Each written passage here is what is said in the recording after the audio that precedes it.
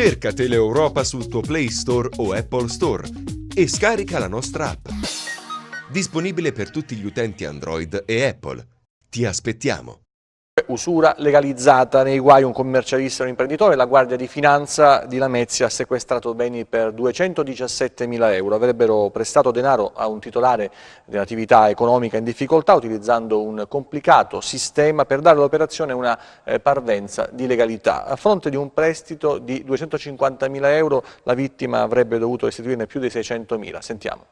Uno è un affermato commercialista, l'altro un noto imprenditore. Insieme avrebbero prestato del denaro al titolare di un'attività economica in difficoltà.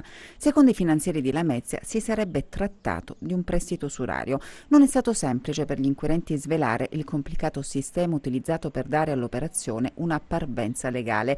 Nel corso delle indagini coordinate dalla Procura Lametina, gli inquirenti hanno verificato atti e documenti, riuscendo alla fine a scoprire il meccanismo. L'imprenditore vittima dell'usura, in gravi difficoltà economiche, sarebbe stato costretto a sottoscrivere un contratto di associazione in partecipazione regolarmente registrato, con il quale accettava dai due presunti usurai l'apporto di capitali per 250.000 euro che avrebbe dovuto restituire mediante il versamento di rate mensili con interessi pari al 27% annuo. Il contratto prevedeva per il commercialista e l'imprenditore un reddito minimo garantito annuo di 69.000 euro per 6 anni mediante rate di 5.750 al mese per un totale di 414.000 euro. Al termine del periodo, dunque, l'imprenditore vessato, a fronte di un prestito di 250.000 euro, avrebbe dovuto restituirne ben 664.000.